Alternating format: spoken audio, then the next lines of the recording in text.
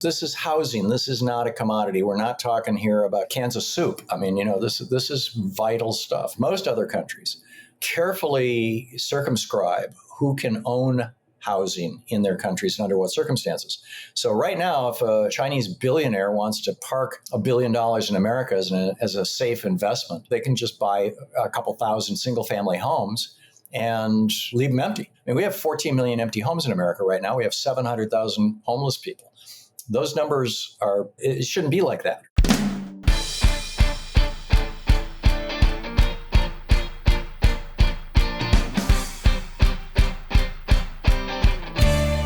Hello, and welcome to the PoliticsGirl podcast. I'm your host, Lee McGowan. Let's get into it. So, as we sit here at the crossroads of our nation, we have to decide which way we want to go. Anyone paying attention in this country knows that we're at a precipice, that the American dream as we know it is at risk, or even more realistically, has been waning for years. And we either address it with our democracy, our votes, and our leaders that we choose within the rule of law, or we react to this crisis by abandoning those things for something new. The two presidential candidates are offering two very different versions of the American dream, what it is and who it's for. And on November 5th, 2024, we will pick one. So I thought, who better to speak with at this moment than Thom Hartman, the deep thinker and brilliant intellect, who also happens to have just written the last book in his 10-part Hidden History series entitled The American Dream: The Demise of the Middle Class and How to Rescue the Future. Thom is the host of the #1 progressive talk show in America with over 7 million weekly listeners. He is a New York Times bestselling author and a prolific writer of over 30 books. A former psychotherapist and businessman, Thom is a 4-time winner of the Project Censored Award and has co-written and starred in 4 documentaries with Leonardo DiCaprio on environmentalism. His Substack, The Hartman Report, is one of the smartest and most incredible sources of information out there.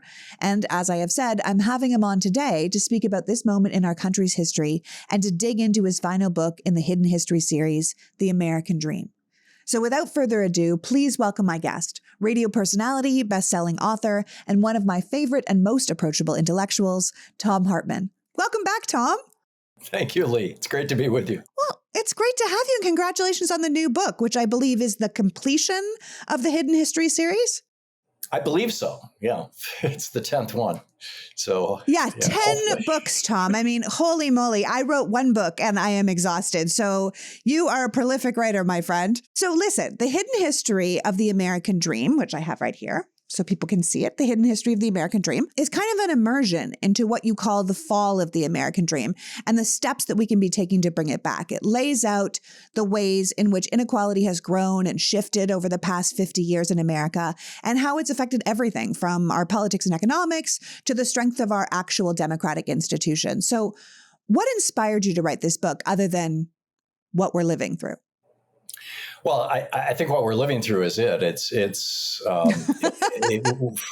I'm old enough to have seen both sides of this. I was born in 1951. I grew up as the American dream was exploding, as it was growing. In fact, I was born the year that Russell Kirk published The Conservative Mind, which is the book that ultimately led to the destruction of the American middle class. And from that time until the mid-'80s, when Reaganism really started to bite, the American middle class was steadily growing.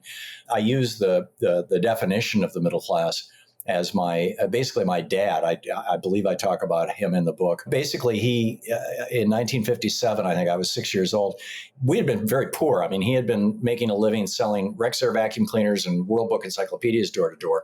And we were living in this, literally in a one-room little house that used to be a shed, a bathroom, kitchen, bedroom, living room. It was all one room. And he got this job finally at a tool and die shop where he was able to have union membership in the Machinists Union. And boom, we were in the middle class. And, the next year he bought this house, a little 3-bedroom house in South Lansing, Michigan. And from then on until the day he died, he was able to buy a new car every 2 years. He was able to take a vacation every year for a couple of weeks. He was able to retire with dignity and travel the world with a pension and Social Security. He was able to raise 4 boys and send those of us who could or wanted to college. This was Franklin Roosevelt's, freedom from want sort of thing. We weren't afraid that somebody getting sick would destroy the family. If any of us had the potential to use education to achieve our highest ability, that was there for us. I mean, so many of these things that have just been ripped away from us by the Reagan Revolution, frankly. That's what I really wanted to talk about in the book, or write about, is, we know how to create the American dream, how to create a strong American middle class. And, and like I think I mentioned, when Reagan came into office, 2/3 of us were in the middle class. Right now, it's about 43% of us. There are different people have different numbers. There's an absolute consensus it's below 50%. Some people are saying 43, some 45, and some 47%. And it all depends on your definition of the middle class. I think that's true. It depends on your definition, because I think a lot of people would make it by the numbers and would say, I'm absolutely just getting by here. Well, and that's the other thing is that right now, in order to maintain the same standard of living that you could in 1981 with a single paycheck, requires 2.3 paychecks.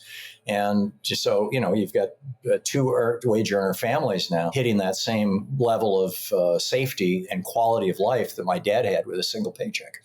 And so really, Reaganism didn't just cut us in half, he cut us in quarters. I mean, it's just it's amazing what Reaganism has done to the American middle class. There has been a $51 trillion transfer of wealth from 1981 till this year. $51 trillion from working class people, their assets, their income, everything else, up to the top 1%. And, here we are. Yeah, here we are. I mean, clearly the main theme of the book is this widening wealth gap, right? Particularly between the ultra rich and the rest of us. Something I think most of us can feel, especially with things like, say, home ownership, which used to be a key element of the American dream. You're talking about moving from this one-bedroom place for a one-room place to this home where you felt like you belonged and you were in the middle class. Most of us are just feeling hopelessly out of reach of housing now, right? Like, you argue in the book that housing shouldn't be treated as a commodity. Would you mind speaking a bit to that? Yeah, historically in America, housing was kind of respected, and housing was for living in. And other countries have actually passed laws to protect housing, and I'll get to those in a second. But in 2008, when the housing market was crashing under the weight of, the combined Bush-era deregulation of the banks and, progressive deregulation, and also these all of these scam things, Trump University was one of the leaders in this, telling people, hey, if you've got enough equity in your home to borrow enough money to buy a second house and turn that into a rental property, do that, and then use that to buy a third house and do that. And I mean, that was the whole Trump University shtick. And what happened was, when the housing market went soft in 2008, all those people who had believed those sales pitches, they went bankrupt, basically. And so we ended up with all this housing on the market. And one of the big banks, and I believe it's in the book, I believe it was Goldman Sachs, it might have been one of the other banks, wrote a white paper saying, with housing so cheap right now and so distressed, I mean, Steve Mnuchin alone had kicked 30,000 people out of their homes illegally by robo-signing. With housing so cheap right now, this is a great opportunity for Wall Street.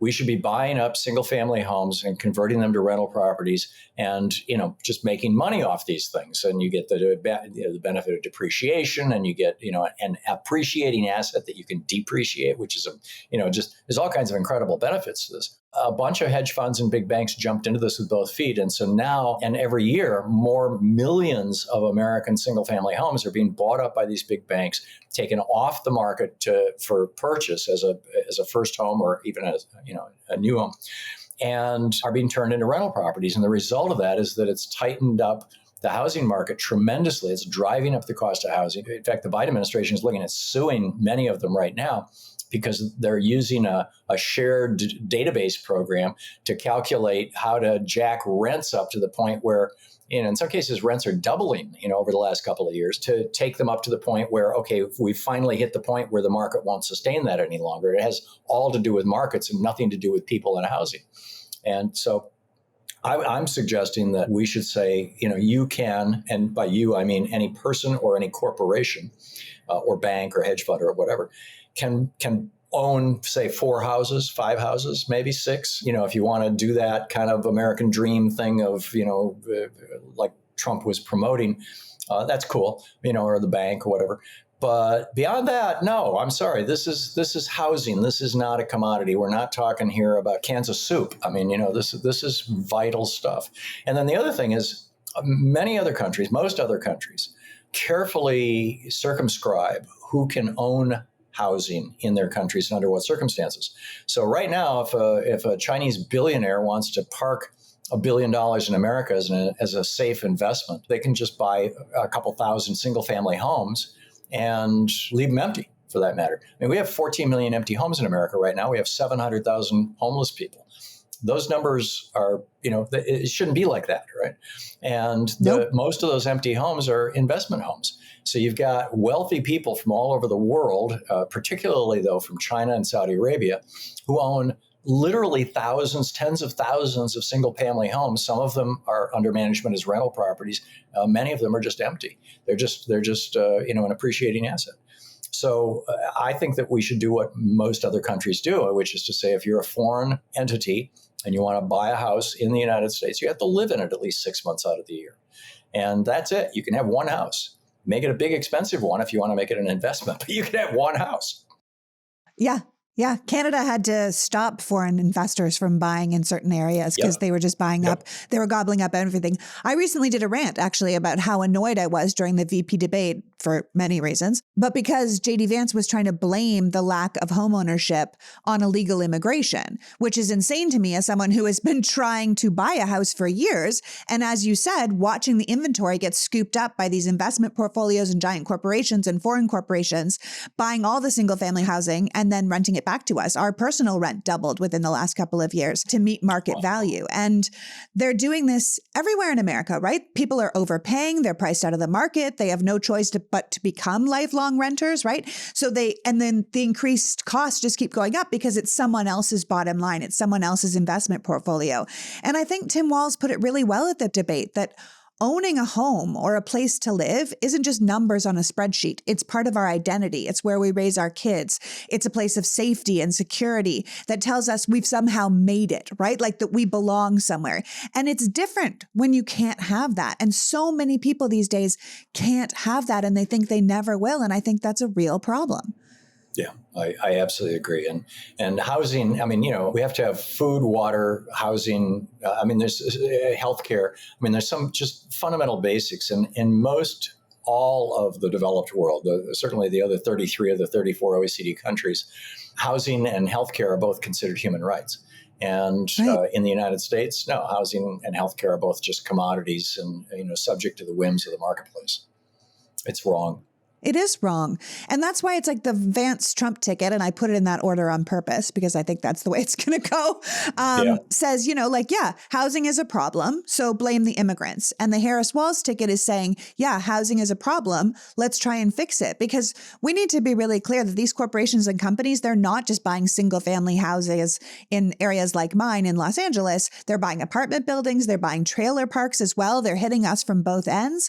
And it's unsustainable and unfair because regular people can't ever hope to compete or actually belong anywhere that way. Just this idea that immigrants are coming into your town, fresh from having, crossed the border and, in desperate poverty, and they're going to buy up all the $400,000 homes in the neighborhoods so that middle-class American families can't, is absurd on its face. I'm just astonished that when JD said that the commentators didn't break out in laughter. It's insane. And I think that too many people believe it. And here's the thing about something like Springfield, Ohio, right? A lot of those Haitian immigrants that have been the deridement of so much terrible slander from the Trump Vance campaign, they actually bought houses that were, empty, that no one wanted to have anything to do with. And then they fixed them up, and they've actually increased the property value of those neighborhoods. And they were living in houses no one else wanted to live in. And there's residents of Springfield, Ohio that are like, they were taking houses we didn't want. They were taking jobs that we didn't want. They've actually helped our entire neighborhood. So I think this spin that we're getting on it is so detrimental, not just to our country and our sensibilities about what we are as a nation and how kind we are and unkind we are to the stranger, but just in general, it's just straight up lies. But listen, your book isn't the #1 bestseller in income inequality for housing alone. I'm sure it won't surprise people to find out that millennials and Gen Z only hold about 4.6% of the country's wealth compared to the 22% that boomers held at the same age. And That's clearly neither right nor acceptable either. So this book is basically posing the question, what happened to the promise of the American dream? Because it's not just housing, it's so many other elements. How closely do you track your bank statements and credit card transactions? I honestly know I don't do it nearly enough. How many transactions do you think you make a month? I was shocked to learn that the average US consumer makes an average of 70 payments a month. That's why keeping track of our spending can be so overwhelming, which is where Rocket Money comes in. Rocket Money is a personal finance app that empowers you to save more, spend less, and take control of your financial life. Rocket Money makes it so much quicker and easier to stay on top of your finances. With Rocket Money, you can see all of your checking, savings, and credit cards and investments in one place, allowing you to understand your spending trends. Rocket Money can also help you set up a custom budget to identify top spending categories and suggest areas where you can adjust your spending habits. They will calculate your monthly spending allowance and alert you when you're close to going over budget. They also have a goals feature that automatically saves money for you so you don't have to even think about it. Whether your goal is to pay off your credit card debt, save money for a house, or simply save, Rocket Money makes it easy, which is probably why Rocket Money has over 5 million happy members and saves its users over $1 billion across all the app's features. So let Rocket Money help you reach your financial goals faster. Get Rocket Money today at rocketmoney.com/politicsgirl. That's rocketmoney.com/politicsgirl. rocketmoney.com/politicsgirl. Well, as all the kind men on the internet constantly remind me, I am not young. And my photographs remind me that age really can change your face. But at least our amazing sponsor has my back. Look, I try not to get too hung up on aging because as someone who's sick and was told she might not make it to this age, I am very happy to be here. But I do want to keep my skin as healthy as possible as I get older. Did you know that as you age, your body starts accumulating sentient cells, also called zombie cells? These little dudes stop producing collagen and hyaluronic acid like they used to, and instead start secreting an inflammatory substance that makes not only them, but their neighboring cells dysfunctional as well. But there's an answer for this, and it comes from our friends at OneSkin. Founded by an all-woman team of scientists, OneSkin is the first and only skin longevity company to target cellular sentience, which is a key hallmark of aging, with their proprietary OS1 peptide. OS1 is scientifically proven to decrease lines and wrinkles, boost hydration, and help with the thinning skin that often comes with age. There's a reason they have over 4,000 five-star reviews for their full line of face, body, sun, and travel size products. They really are terrific. Treating symptoms rather than the root cause of aging has long been the norm. Most skincare available on the market is designed to provide a temporary reduction in visible signs of aging, addressing the surface symptoms rather than the underlying decline of skin health. OneSkin, on the other hand, believes the purpose of skincare is not just to improve how we look, but to optimize our skin's biology so that it's more resilient to the aging process. It's next-level skincare. OneSkin is the world's first skin longevity company. By focusing on the cellular aspects of aging, OneSkin keeps your skin looking and acting younger for longer. Get started today with 15% off using the code PoliticsGirl at oneskin.co.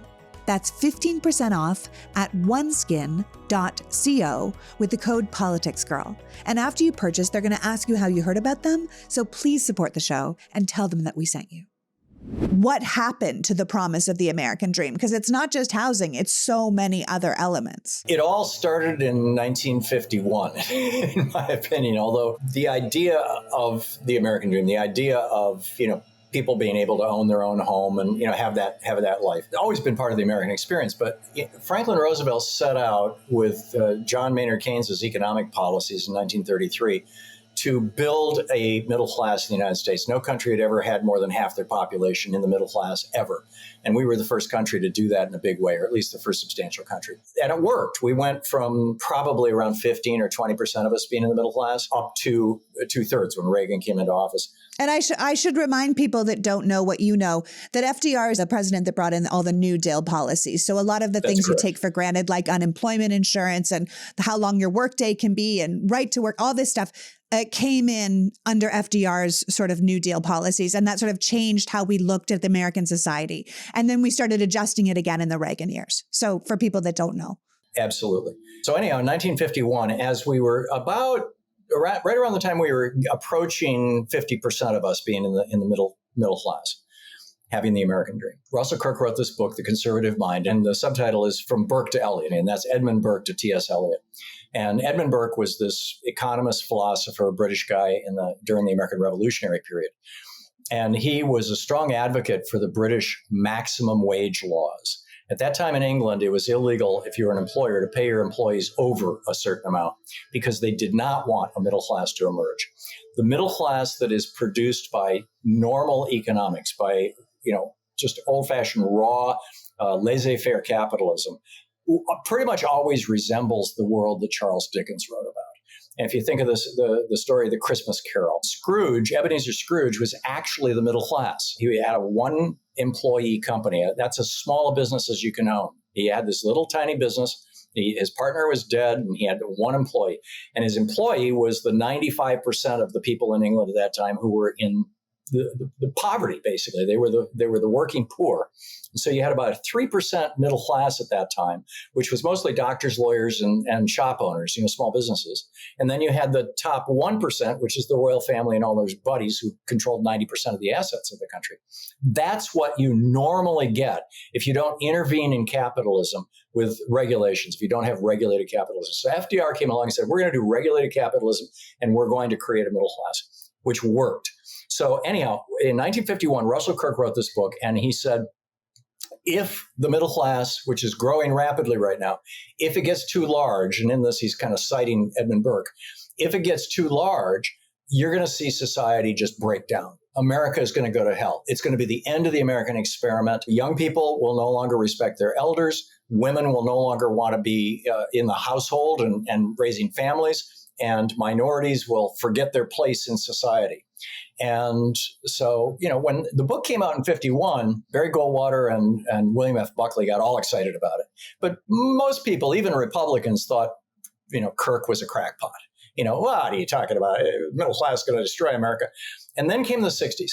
In 1961, the FDA approved the birth control pill. So by 1965, we had a really rigorous women's movement, a really solid women's movement going on, demanding, rights in the workplace, for example, and the whole so-called bra burning movement. It was also the peak of the civil rights movement leading up to the murder of Martin Luther King. And so by the mid-60s, late 1960s, we had cities on fire as minorities were demanding rights. And then also we had the Vietnam War during that period of time. And so you had young men saying, hell no, I'm not going to go, burning their draft cards. And so this was exactly what Kirk had predicted. At that point, Republicans looked around at each other, not realizing that what they were seeing was the birthing of the next evolutionary stage in America of, expanding freedom, of good. These were all good things. But, like childbirth, it's painful for a little while. It's rough. It's messy. But you get through it and things get better. But they didn't see it that way. They thought, oh, my God, Russell Kirk was right. Burke was right. And society is going to go to hell. And we're going to see the end of the American experiment. And it's going to be complete chaos. And they're going to be burning down our cities. And the women are all going to go off and run corporations. And nobody's going to have families anymore. And quack, quack, quack, quack, quack, all this hysteria. So the solution in their minds, and this was the commission that was given to Ronald Reagan in 1980 when he ran for president, was we've got to reduce the size of the American middle class. It's a danger to our country. And so that's what Reagan did. He came into office, and the first thing he did is he went after unions. He busted PATCO in the first month after he was elected, as I recall. Very shortly thereafter, anyway. It was the Air Traffic Controllers Union. And it was one of only 2 or 3 unions that had endorsed him, in fact. They thought they had a deal with him, but he totally screwed them. He destroyed their union and went on this Jeremiad.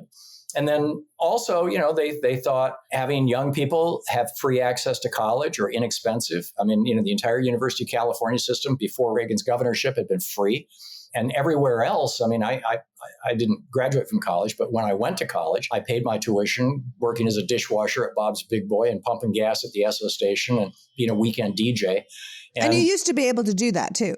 Yeah, it was easy. And my mom in the 40s actually graduated from Michigan State, and she paid for it working as a lifeguard in Charlevoix, Michigan, and during the summers, and lifeguards don't make squat. So anyhow, the Reagan Revolution was, okay, we got to clamp down on these kids. And that's why we have $2 trillion in student debt right now, which is weighing families down and preventing families from forming, preventing people from starting small businesses, preventing them from buying houses. They wanted to go after the young people. They wanted to go after the working class people. They wanted to go after the unions.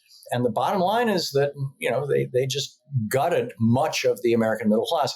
And then along come the demagogues, Donald Trump saying, it's a lot harder now than it used to be. Let's make America great again like it used to be. I mean, we all remember that, don't we? And who's at fault for this? It's the immigrants. It's the black people and the brown people and the Chinese people and and it's just,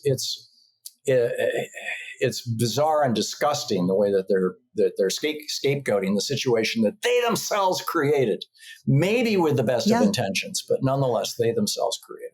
I don't know if you would say it's the best of intentions. I mean, the idea to hold back the middle class because you think that it's going to disrupt the society you believe is already great, when that is really just expanding rights to people, expanding civil rights, expanding women's rights, expanding workers' rights.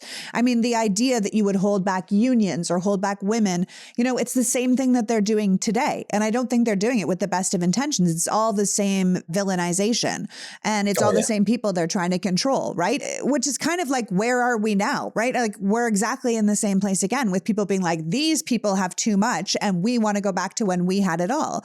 I should probably tell people that your book, this book, The American Dream, The Hidden History of the American Dream, it's short, it's easy to read, yes, but it's also part of an entire series. We were talking about this being 10 books. And I want people to know that Thom wrote books on the war on voting, who stole your vote and how to get it back. He wrote a book on neoliberalism, and which is all about Reaganism and how it gutted America. Wrote a book on democracy and really just goes through the whole history of democracy. The Supreme Court, which Thom calls the betrayal of America, which we can all agree. I think if we look at the Supreme Court today, it is. He wrote an entire book on America's healthcare, which the subtitle is Why Sickness Bankrupts You and Makes Others Insanely Rich. And I think anybody who lives in America right now knows that's going on. American oligarchy, which is called Reclaiming Our Democracy from the Ruling Class. Monopolies, which is what happened during Reaganism. How big business destroyed the American dream. An entire book on guns and the Second Amendment.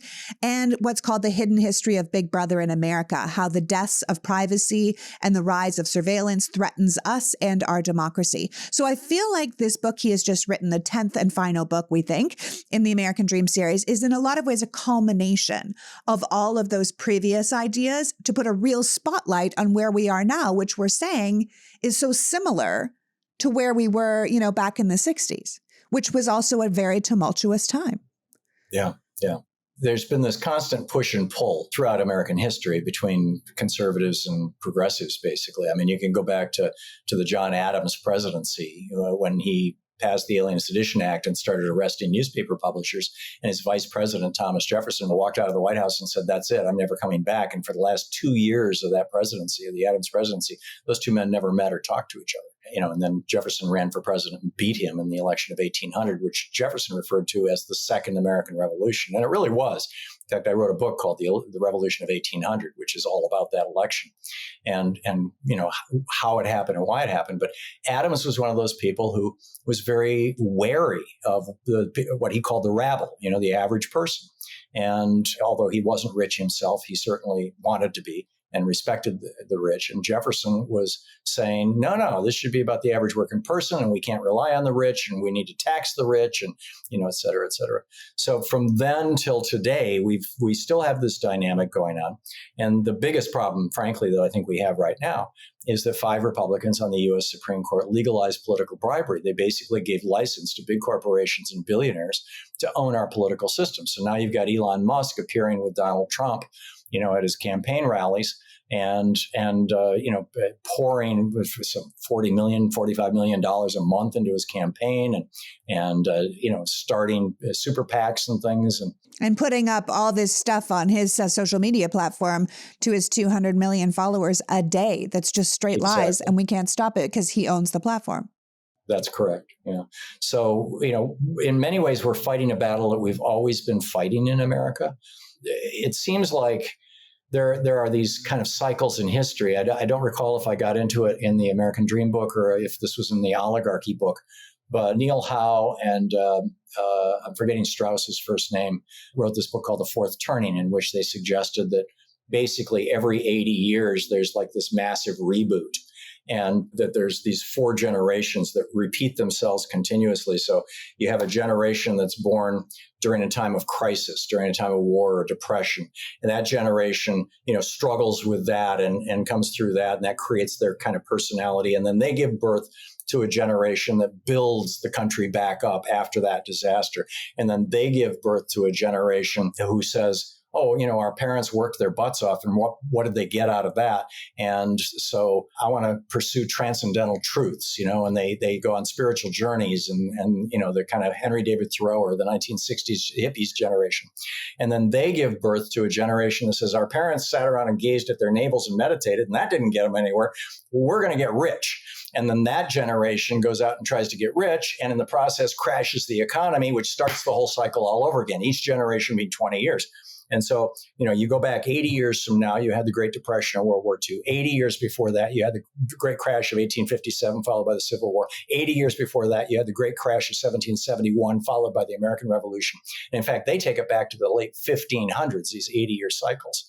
And within those cycles, there's another social scientist whose name is escaping me at the moment. I've read 2 of his books. And he suggests that there are actually 2 40-year cycles. Coming out of the crisis, for 40 years, we go liberal and we build the country. And then there's a blowback to that. The powerful wealth structures go, wait a minute, you're getting too rich, you're getting too much, you're taking too much power away from us. And there's this backlash that, in the 1920s was the Harding presidency, and the 1980s was the Reagan presidency, and we could go back, I could all the way back to John Adams, and then you have 40 years of conservative rule. And Strauss is dead now, but Howe just wrote a new book called The Fourth Turning is Here, and he suggests that we are just now entering that fourth turning period where the conservative 40-year part of the 80-year period is at its end, and we're going to enter. Oh, thank God. I thought you were going to say it at its beginning, Tom. I was Tom, don't you dare say that to me. Okay. It began in 81. I was like, we better be flipping. Yeah, and that, we're going to be entering a kind of a progressive golden age. And I frankly think he's right. I think they're both right. I love that Smalls is sponsoring our show, not just because Smalls is a cat food with protein-packed recipes made with preservative-free ingredients that you could find in your fridge and delivered right to your door, but because paying attention to cats and the people who love them, when the right wing is being so hateful to people with cats and suggesting immigrants are eating them, it just makes me happy. Now, I might be a dog person, but I like cats and I like their distinct personalities. And like my chips, I know that cats can be picky eaters with what food they like. Sean often ends up feeding the 2 long-haired beautiful cats that live across the street, but he noticed they weren't always eating, so we suggested our neighbor try Smalls. And the cats prefer Smalls way more than their previous cat food. Smalls was started back in 2017 by a couple of guys home cooking cat food in small batches for their friends. A few years later, they have served millions of meals to cats across the US. There's a reason Cats.com rated Smalls as their best overall cat food, and owners who have switched to Smalls reported an 88% in overall health improvements in their cats. 88%! These cute kitties that live in our home are actually descended from ferocious desert cats who hunted prey for food, so they can't just have crappy kibble. They need fresh, protein-packed meals to be their best. Smalls is so confident that your cat is going to love their product that you can try it risk-free. That means they will refund it for you if your cat will not eat their food. So give your cat the gift of great food this election season. Head to smalls.com/politicsgirl and use the promo code politicsgirl at checkout for 50% off your first order plus free shipping. That's the best offer you'll find, but you have to use my code politicsgirl for 50% off your first order. One last time, that's promo code politicsgirl for 50% off your first order plus free shipping. AI might be the most important new computer technology ever. It's storming every industry and literally billions of dollars are being invested. So buckle up. The problem is that AI needs a lot of speed and processing power. So how do you compete without the costs spiraling out of control? It's time to upgrade to the next generation of the cloud, Oracle Cloud Infrastructure, or OCI. OCI is a single platform for your infrastructure, database, application development, and AI needs. OCI has 4 to 8 times the bandwidth of other clouds, offers one consistent price instead of variable regional pricing, and of course, nobody does data better than Oracle. So now you can train your AI models at twice the speed and less than half the cost of other clouds. If you want to do more and spend less, like Uber 8x8 and Databricks Mosaic, take a free test drive of OCI at oracle.com/PGP. That's oracle.com/PGP. oracle.com/PGP. So I'm a real coffee head, but my husband Sean is very sensitive to caffeine and goes through a lot of phases where coffee makes him feel sick. So we were really excited to try mud water because mushrooms seem to be all the hype and mud water seems to be everyone's favorite way to take them in. Obviously, our lives are incredibly busy, so being groggy and out of it is not a possibility in our workday. But mud water is a coffee alternative that fuels your day without the crash. Made with a blend of organic functional mushrooms, mud water is designed to optimize your mental clarity and your overall well-being. With mud water, it isn't just about cutting back on caffeine, it's about making smarter choices for your health. Mud water contains lion's mane, a mushroom known for its neuroprotective properties and its ability to enhance cognitive function. Then there's reishi, which can help combat stress and is known for immune-boosting effects. Chaga, another key ingredient that's packed with antioxidants that support longevity. And finally, there's cordyceps, which has been shown to improve oxygen utilization and to boost your energy levels. Sean made his with milk, and he's even done it iced, just like he would do with his iced latte. He's been using Mudwater's original blend that contains cacao and chai and has a hot chocolate-like flavor. They even sent us a free frother, which is great because our old frother broke. So far, Sean is loving it. Clearly, there is a reason that major athletes are obsessed, and Sean is a major gym goer, so he's really noticing the difference having the energy without having any spikes. So give Mudwater a shot and save big. For a limited time, our listeners will get up to 43% off their entire order with free shipping and a free rechargeable frother when they use the code PoliticsGirl. That's up to 43% off your order with the code PoliticsGirl at MUDWTR.com.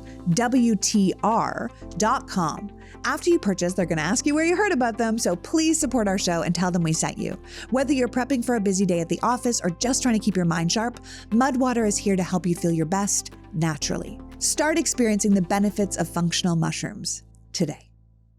I've often thought that it is very interesting to watch, especially with the rise of AI and our politics being so chaotic and, the way colleges are now. There's a lot of things that computers are going to be able to do, provided we keep democracy's head above water and we can still make our own choices and we don't live in some weird authoritarian nightmare hellscape that Trump brings us, that there might be even like a resurgence of a renaissance where children study things like, poetry and philosophy again, where we have a rise in degrees in university that aren't computer science or economics because the computers can do a lot of those jobs. And I often wonder if that will happen, if we'll get more plays, more humanity back in what we learn, because the computers can do a lot of the money-making, number-crunching stuff that a lot of the kids have gone into over the past 20 years. Those periods, the Renaissance and the Enlightenment, they didn't happen by accident. And we saw the same thing in the 1950s and 60s here in the United States.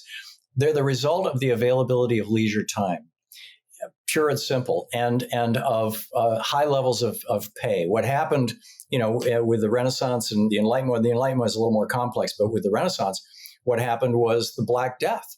It killed a third of Europe. And as a result of that, the price of labor shot right up through the roof. And suddenly, people who were working 60, 70, 80-hour weeks and just working themselves to the bone and completely exhausted were able to work a 40-hour week and have good pay and have a good life and have enough spare time to compose music and art and literature. And that's why you had this explosion of music and art and literature. And I would argue that we saw something very similar in the 1960s because, people like my dad could provide a safe environment for people like me, and as a teenager in the 60s, to do those things, to start a rock band or to start a small business or whatever it may be. And so, if we're going to see a revival of those things that basically don't pay, of the arts and writ large, it's going to require higher levels of pay and more leisure time. And frankly, that's where Joe Biden and Bidenomics are leading us. I mean, Reagan came up with this neoliberalism shtick And Clinton bought into it. And, George W. Bush continued it. And then Obama came along and he continued it too. I mean, Clinton and Obama both did a lot of good and they were reasonable presidents, but they were still continuing neoliberal policies. Well, Joe Biden came into office. He says, screw that.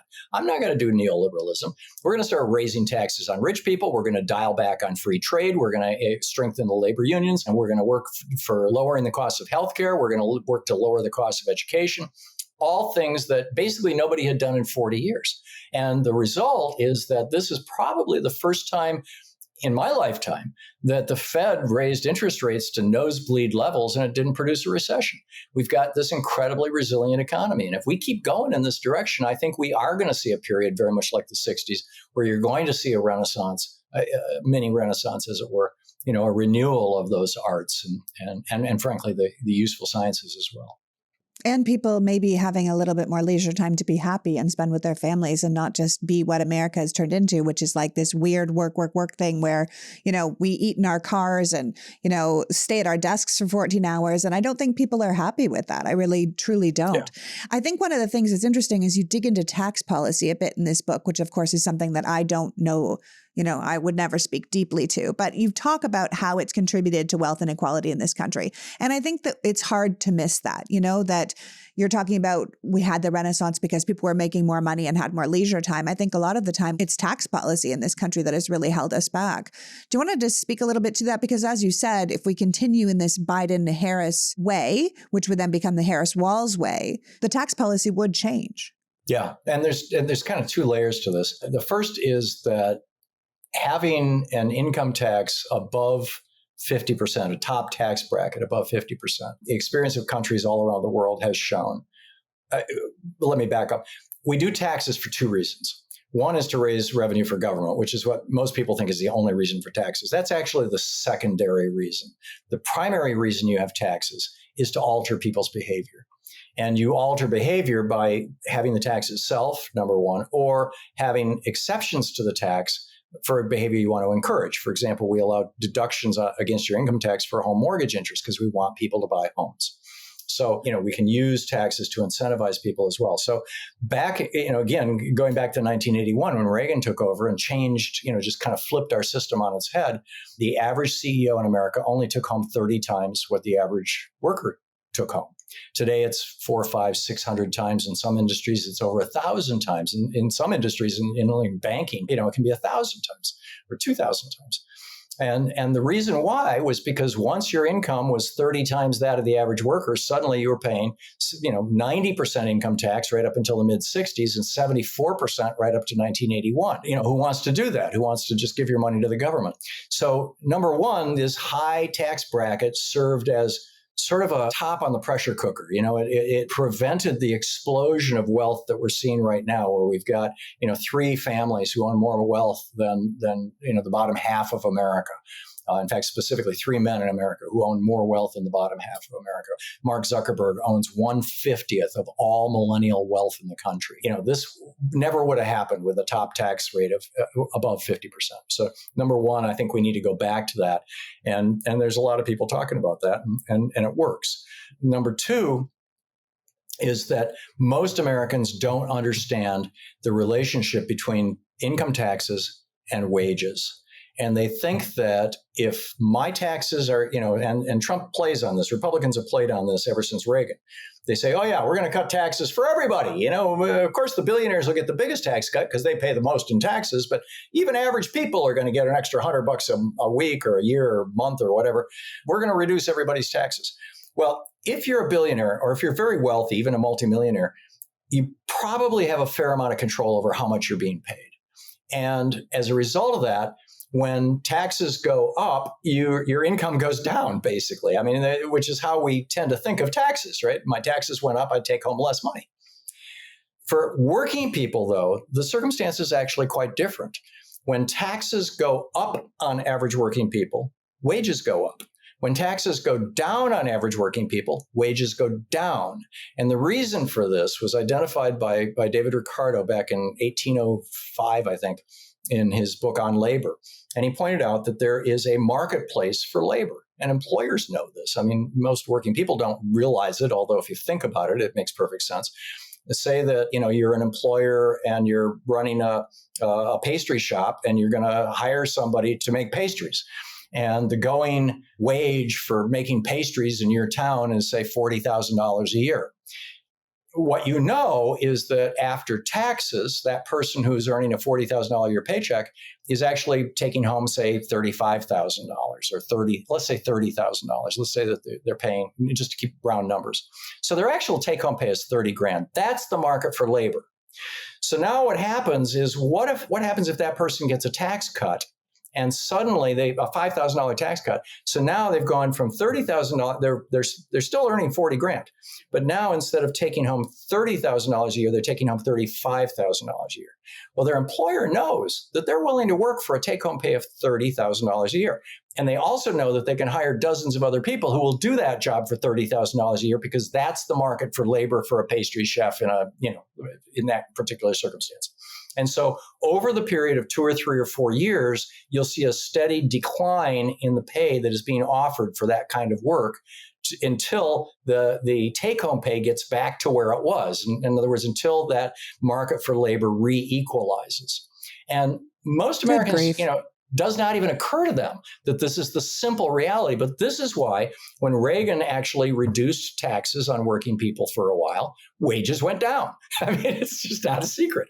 And it's why wages have continued to go down as, every Bush's tax cut, Trump's tax cut, Reagan's tax cut, all of them, they mostly reduced taxes on the billionaires, but they also reduced taxes on average working people, which caused wages to go down, not up. So beware of Republicans offering tax cuts. Taxes are for working people, taxes are irrelevant, because let's say that your taxes were raised. Let's say you're paying that pastry person $40,000 a year. They're taking home $30,000 a year, and their taxes went up to the point where now they're only taking home $25,000 a year.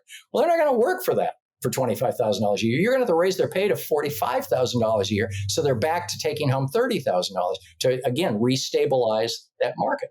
I think people will probably think that that's what's happening, that we get taxed and then we work for less and then we struggle and then things are more expensive. I mean, I think that's how people think of it. They just think that they're just allowed to get what they get and they can't get upset. You know what I mean? Because the big business owns it all. Yeah, this is the amazing trick that the Republicans have pulled off, is causing average working people to think of themselves as if they were billionaires, to believe that their economic circumstances and the way taxes interact with them are the same as it is for billionaires. And of course, the billionaires want us to think that way. Also, people think like, what if I am very rich one day and I don't want to have all my taxes taken away? Because if I work really hard and I become a billionaire, I don't want to be taxed at that amount of money. So I'm going to work for the billionaires now to make sure that in case I'm a billionaire in the future, which of course most of us will never be, I question if we should even have billionaires. Then, somebody said recently, and I thought it was so brilliant. They were like, when you get to $1 billion, you're taxed at 100%. So you may as well stay under it. You get like an award that says, congratulations, you won capitalism.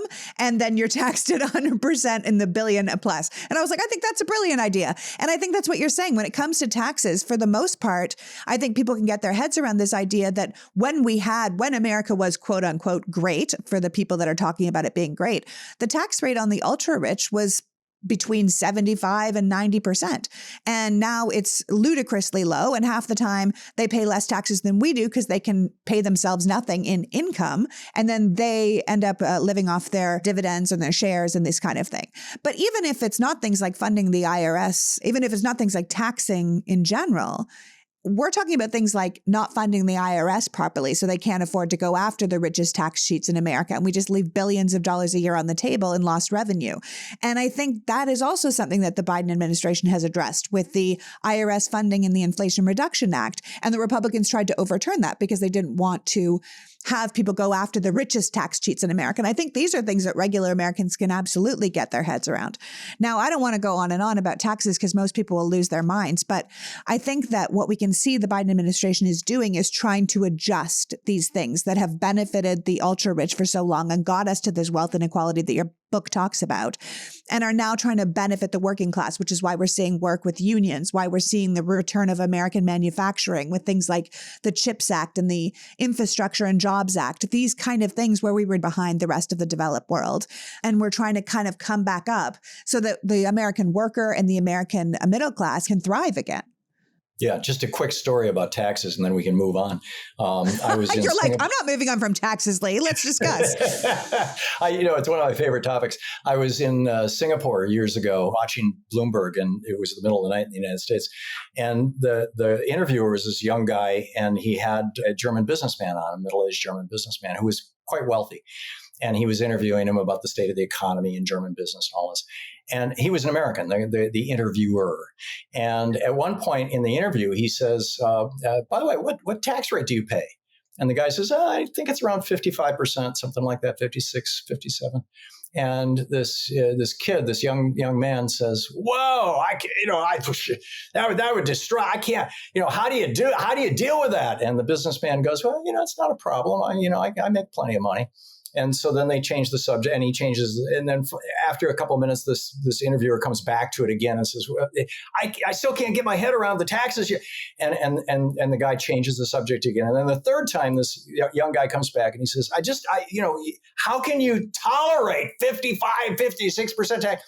And the German businessman pauses for a long moment, looking at this kid and he finally says. And the kid says, "Why would you put up with tax rates like that?" And the guy said, "Because I don't want to be a rich man in a poor country." And boom, we need reasonable taxation in the United States, and we don't have it right now. No, we don't have it right now. I think that's a wonderful quote, because honestly, that's where we are. It's like, why would you be so happy being a multi-billionaire when you watch so many other people suffer?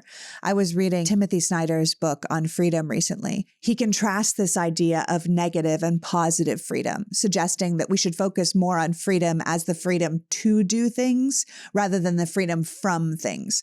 And it's this imagining of a better way to lay out our society, a way that would make us feel more free, make us more happy, make us more hopeful. And I feel like you're kind of doing the same thing. It's the idea of questioning how we could be doing things differently because what we're doing clearly isn't working, like a way where healthcare doesn't bankrupt us, a way where we can get sick or have a baby and stay home, instead of going to work, where our education is good and our tax rates are fair and we care for the environment that we have to live in, because ultimately we can't forget that climate change itself threatens our freedom and our ability to live a thriving life. But I think that these are the steps we have to take to revive the American dream. And I feel like that is what you are mostly discussing in this book. Yeah, absolutely. And it's not rocket science. I mean, we did it from between 1932 and 1981. We did it. And then Reagan undid it. And we need to redo it.